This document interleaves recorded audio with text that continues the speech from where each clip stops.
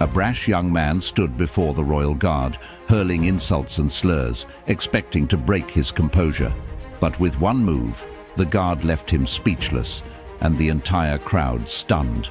Before we continue, let us know in the comments where are you watching from today? And if you appreciate stories about respect and dignity, make sure to subscribe so you never miss one.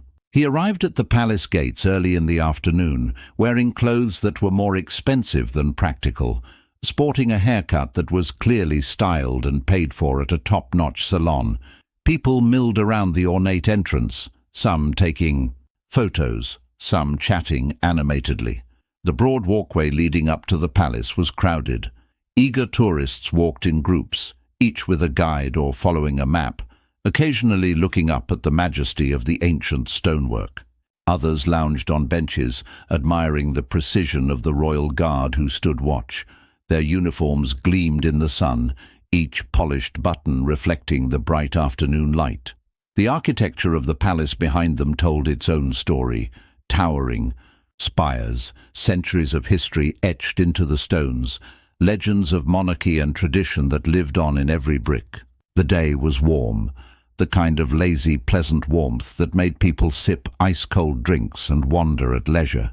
Every so often, the changing of the guard ceremony would draw a sudden hush from the crowd, followed by the gentle murmur of cameras, clicking in unison. Children found it fascinating, as the guards were like statues come to life, discipline personified, something far different from the hustle of ordinary life. Among these guards was a man in his late 40s, though one could not see from his stoic face. His eyes held a depth, a record of countless days of standing watch, storms weathered both literal and figurative. He had served here for years, unwavering, never letting his expression betray even a flicker of emotion. Rumor said he was a decorated veteran from a different branch of service before taking on the ceremonial guard duty. This role symbolized living tradition, an unbroken link to the palace's storied past. He was proud, though pride was not displayed on his features. Rather, it lived in the perfect alignment of his shoulders, in the crispness of his uniform, in the silent vow he upheld each day. That vow demanded composure no matter what, and composure would soon be tested. Near the palace courtyard, flanked by columns that stretched toward a carved archway, the protagonist guard stood. People's footsteps echoed off the stones. Occasionally, a child tugged on a parent's sleeve, asking if the guard was real, or if he could see them blinking. In these small, tender moments there was respect, a respectful curiosity. Many recognized the training behind this posture, even if from a distance. But the young man strutting around with his entourage was not curious or respectful. He was bored, restless. Though he carried himself like someone who should be traveling in a private limousine, no one recognized him as a celebrity or high-profile figure. He was simply someone with money and an inflated sense of importance. He flashed an expensive watch, sipping a designer iced coffee, letting the ice cubes clatter inside the plastic cup. Each loud sip was accompanied by an exaggerated smirk, as though waiting for someone to acknowledge just how important he was. He took off his sunglasses, placing them atop his perfectly coiffed hair. He surveyed the space like a conqueror sizing up new territory. Several people gave him a brief glance. One or two recognized an air of arrogance that signaled trouble. Soon his gaze locked on the guard. The figure was so immovable, so disciplined, and that is what called to the young man's craving for attention, something rigid, a challenge he could break. He motioned to his friends. They were dressed similarly, clearly wealthy but lacking the confidence to strike out on their own. They hung off his every word, as if waiting for him to set the social tone so they could follow. He pointed at the guard. "Check this guy out, so serious," he said loud enough for bystanders to overhear. The corners of his mouth curled into a grin that promised mischief. His friends giggled, uncertain but complicit. People nearby shifted uncomfortably. Standing a few paces away from the guard, the man raised his voice. "Hey, I said, "Hey, you deaf?" He waved a hand in front of the guard's face, nearly close enough to brush the tall, well-polished brim of the guard's hat. The guard did not blink, did not shift. His training demanded stillness, ignoring petty provocations. He remained utterly silent.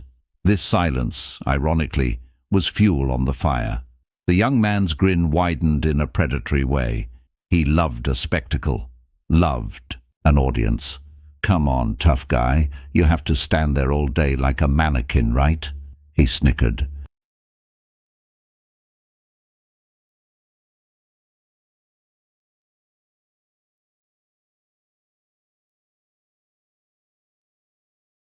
One or two of his companions tried to stifle laughter, while another rolled his eyes as if the guard was just a piece of set decoration. A tourist who had been taking pictures frowned. A mother guided her small daughter away, not wanting her to witness what looked like an oncoming confrontation, but some onlookers, drawn by the tension, edged closer. Humans are curious creatures. A conflict or potential spectacle draws people in, and soon there was a small semicircle of watchers. Still the guard didn't budge. A muscle in his jaw may have tightened. Only someone who knew him intimately would detect it, but otherwise he was the same resolute figure that had stood proudly before the palace day after day. The young man's arrogance escalated. "I heard these guys aren't allowed to talk. Is that it? Can't say a word? Or maybe you're just too scared, huh?" He leaned in, eyes gleaming with a challenge. With an actor's flourish, he marched in place, imitating the ceremonial steps of the royal guard, but exaggerating them to look comical.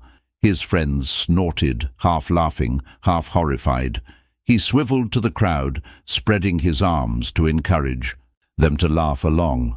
Many in the onlooking group were not amused. A father carrying his child on his shoulders gave the young man a look of disapproval. An elderly gentleman in a military cap, a possible veteran, stared, his eyes cold. The young man either did not notice or did not care. He turned his attention back to the guard, emboldened by his own brazen display. "So what's the point of you standing here, huh?" he asked, mouth curling into a sneer. "You just going to pretend you're important? Let me guess. You draw a paycheck just to stand here looking dumb in some fancy costume. That's what this is, right? A costume?" A teenage boy in the crowd, obviously uneasy, whispered to his mother, "That's so disrespectful." She nodded, silently pressing a finger to her lips, warning him to remain quiet. Tension was building, and the air felt electric. It was as if people were waiting to see if the guard would snap or remain steadfast. Yet still, the guard did not move. In his mind, a mantra of discipline held firm. He was trained to withstand humiliations, to stand guard and not break formation for petty insults. His duty was a matter of pride, of history. He was a representative not just of himself, but of a storied institution. So he stared straight ahead, ignoring the insults, refusing to stoop to the level of a provocateur. But the young man was not done. In fact, he was just getting started. Waving his iced coffee in the guard's face, he laughed. "Is this your day, old man? Standing in one spot for hours? Do you even get a break, or do they just store you in some closet at night like a robot? You like being the queen's puppet, or something?" He took a large, slurping gulp intentionally close to the guard's ear. A few people grimaced, expecting the guard to do something, still nothing. Enraged by the guard's unyielding silence, the young man's pride demanded a more dramatic act. You could see the flicker of frustration in his eyes.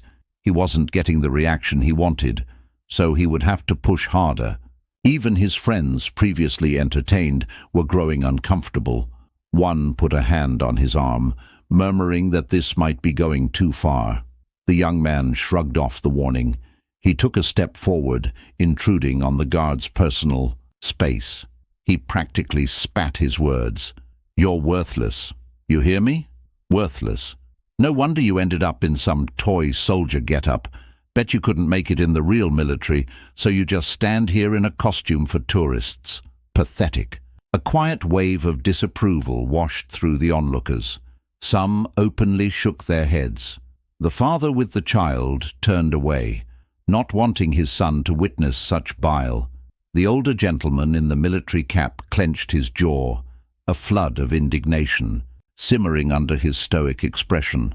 Still, no one stepped forward, partly because they trusted the guard to handle it, partly because the guard's role demanded that bystanders not interfere unless the confrontation became physical.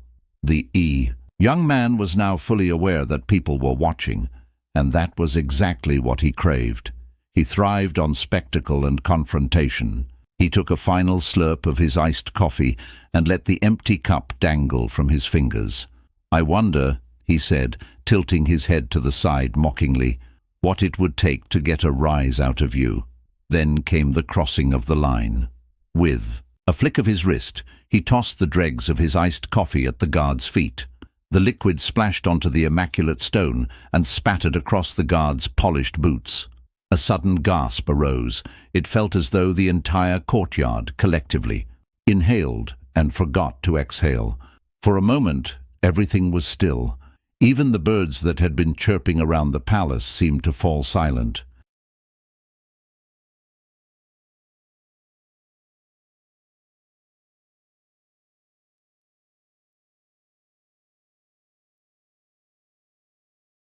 The young man, coffee cup still in hand, seemed to revel in the hush, a malevolent grin tugging at his lips. He had done it. He had broken decorum. He had publicly defiled the guard's uniform and station. The guard, ever stoic, still did not break stance. But something shifted in his eyes. Anyone with a keen sense of empathy might detect a ripple of sadness. Sadness that people like this young man existed, so consumed by their own ego, so lacking in respect. But his training was ironclad. He would not move, not unless absolutely necessary. That necessity came a moment later. Emboldened by the lack of immediate retaliation, the young man took yet another step, bringing his face almost level with the guard's. "How's that, buddy? Still going to stand there, or are you going to do something?" He spat the words as though he were spoiling for an actual fight, leaning in, barely inches away. Before that confrontation could push even further, before the young man could do anything else, the guard moved. The transition from stillness to action was so swift and precise, it was almost surreal. In a single measured motion, the guard lifted his ceremonial rifle. He did not point it menacingly. He did not brandish it as a weapon. Instead, it was a maneuver taught in ceremonial guard training. A step forward, a swift raising of the weapon to chest height, a pivot that placed him in perfect alignment to face the aggressor. The stock of the rifle hit the ground with a definitive thud, resonating in the hush. At the same time, his heels clicked together with sharp finality. This was not an act of violence or aggression, but a demonstration of authority, a signal that the guard was no mere statue. He was a sentinel, a trained member of a respected institution, and he would not tolerate being physically assaulted. All eyes locked onto the guard. For the first time, he fixed his gaze directly on the young man, a gaze that bore the weight of years of discipline. In a voice that carried across the courtyard, resonant with command, he spoke two words that cut through every last shred of the young man's arrogant bravado: "Step aside." The words were not shouted. The guard did not need to raise his voice. The quiet confidence, the absolute certainty in his tone, slammed into the young man like a force of nature. The hush around them deepened. It was as if the entire crowd felt the finality of that order. No one doubted that ignoring this guard's command would lead to swift consequences, consequences that would not be in the young man's favor. For a split second, the young man froze. His mouth opened, but no sound emerged. The furious retort he might have planned seemed to shrivel under the guard's unwavering stare. He tried to muster a scoff, but it caught in his throat. His friends, uncharacteristically silent, took a step back, as if sensing the shift in power. A smattering of applause broke out from somewhere in the crowd. Then it grew. Emboldened, more people clapped. The tension began to dissipate, replaced by a wave of relief and awe. The applause wasn't boisterous. It was filled with respect, directed at the guard for his composure and calm authority. The young man's cheeks burned red. He looked around, suddenly aware of how outnumbered he was, how the public had turned against him in that instant. The humiliating truth was laid bare. He was just a spoiled individual, seeking validation through bullying and disrespect, and he had been undone by two softly spoken words. His friends nudged him, urging him to retreat. One of them mumbled something like, "Man, let's go," trying to distance themselves from his behavior.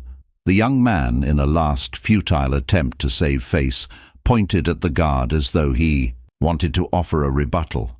But the guard did not move or speak again. He had no need. He had said all that was necessary. With a shaking hand, the young man threw his empty cup into a nearby trash bin. Then, turning sharply on his heel, he pushed.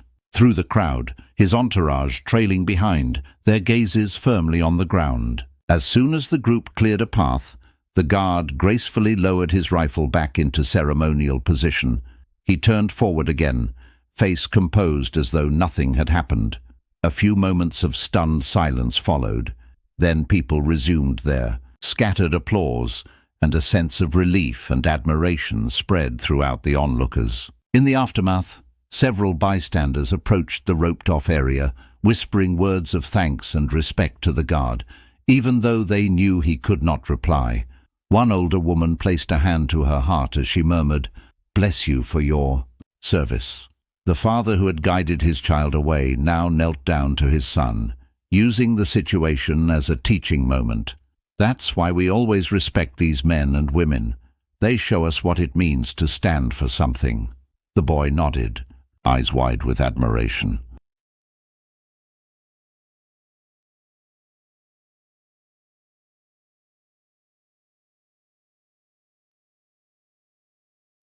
An elderly veteran in uniform quietly saluted the guard from a distance, his lips pressed together in a gesture of solidarity. The guard, stoic as ever, gave no sign of acknowledgement, not even a blink. Yet the veteran knew that under the surface there was understanding, a mutual bond shared by those who had served. People began talking animatedly about what had transpired. A wave of smartphones captured footage, and it wasn't long before the guard's measured response was uploaded and shared on various social media platforms. By evening, the videos had been compiled into short clips titled "Disrespectful Man Tries to Provoke Royal Guard, Gets Silenced Instantly," "Spoiled Brat Learns Hard Lesson from Palace Guard," and dozens of other variations. Each video garnered comments praising the guard's discipline. Conversations ignited across social media. Some viewers recounted personal experiences with ceremonial guards, lauding their unbreakable composure. Others raged against the entitlement and disrespect displayed by the young man, insisting that people need to remember the sacrifices and traditions such guards represent. Hashtags circulated, and local news programs picked up the story, replaying the guard's calmly spoken words that had carried so much impact. Meanwhile, the young man found himself at the center of an unwanted spotlight. His social media accounts were bombarded with criticism. Acquaintances began to distance themselves, not wanting to be associated with what the internet had labeled ultimate disrespect. Even some of his own family members publicly expressed disappointment. The humiliation he had inflicted on himself was far greater than anything the guard might have done in retaliation. In many homes, parents showed the clip to their children as a teaching tool. This is what happens when you act with disrespect, and this is how true discipline looks, they would say. Teachers used it in classroom discussions about dignity, historical roles of ceremonial guards, and the importance of honor.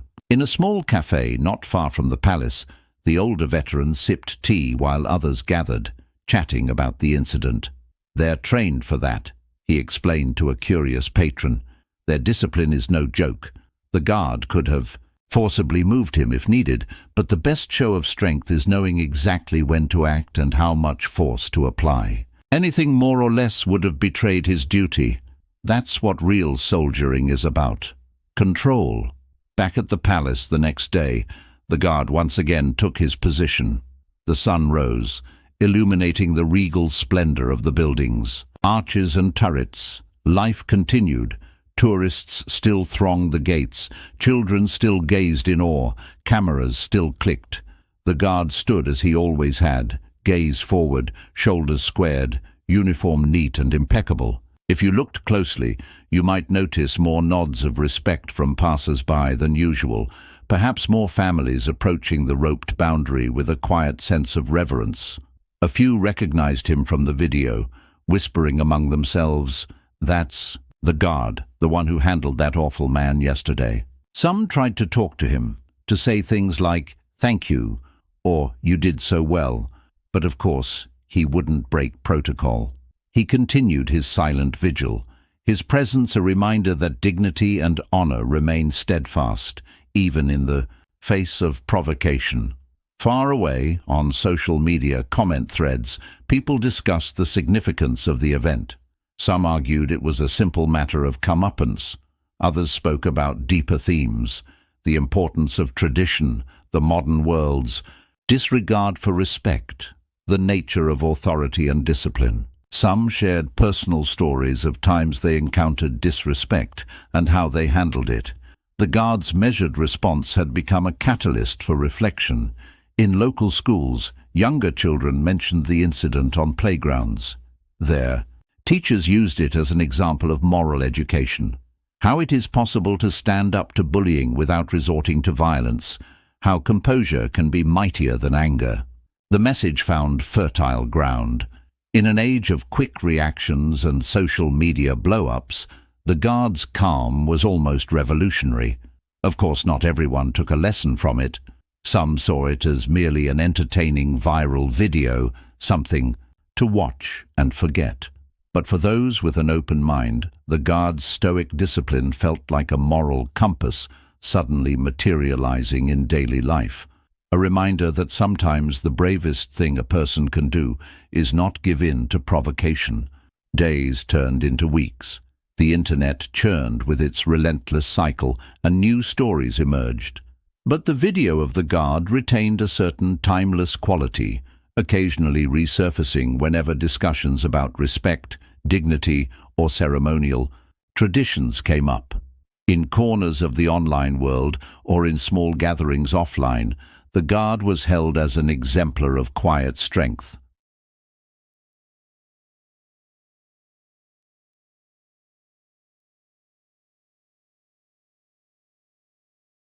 And what of the young man? For a time he tried to spin the story. He claimed the video had been edited, that people didn't see what happened before the recording started, but other angles of footage refuted his claims. His credibility plummeted further. Eventually he retreated from social media. Anonymous messages followed him, many pointing out his humiliating moment. He learned, in the hardest way, that the internet rarely shows mercy. Some speculated he might even try to apologize or come forward in a statement, but if he did, it never reached the public eye. As the wave of attention moved on, he vanished back into obscurity. The incident left a mark on him that would not fade easily. Perhaps he would think twice before insulting someone again. Perhaps he would carry resentment. No one could say for sure, but his bravado had definitely taken a blow. Yet all those details remained outside the guard's concern. He had done his duty, upheld the honor of his post. He was not here to dole out moral lessons intentionally. He was simply standing where tradition and training demanded he stand. The crowd might come and go, the days might pass, controversies might flare, but his watch was constant. That constancy was the heart of what he represented, an unwavering presence that, in a world of constant change, reminded everyone of a higher standard. As twilight approached the palace each evening, the last rays of the sun glinted off his polished buttons. Night fell, the tourist crowds dispersed, and fresh guards replaced the old. The cycle repeated day after day, seamlessly merging the past and the present in a quiet continuum of service. Such is the essence of the story, the triumph of composure over reckless ego. The guard's victory was not in humiliating the young man, he did no such thing, but in not giving him the violent or explosive reaction he sought. Instead, 2 words, "step aside," sufficed to dismantle the antagonist's entire assault on dignity. True power doesn't always roar. Sometimes it stands silent and unshakable, speaking only when it must. The moral resonates in unexpected ways. In a world that often praises loudness and immediate outrage, we see the worth of measured restraint. In a society that sometimes admires the brash and confrontational, we see the deeper value of honor, tradition, and calm authority. People left. That palace courtyard changed in subtle ways, more appreciative of ceremony, more aware of how quickly arrogance can spiral, more convinced that respect isn't an archaic concept, but a living principle. At the end of it all, we circle back to the guard, on duty, performing the same routine as always, though with perhaps a quiet sense of satisfaction deep inside. He did what he was trained to do, safeguard the dignity of his station. He did not lose his temper, did not stoop to the level of an arrogant bully. And in doing so, he taught a lesson that echoed far beyond the palace gates. What about you? Would you have been able to keep your cool like this guard did, or would you have snapped under such provocation? Let us know in the comments. And if you believe in respect, honor, and discipline, make sure to subscribe so you never miss a story like this.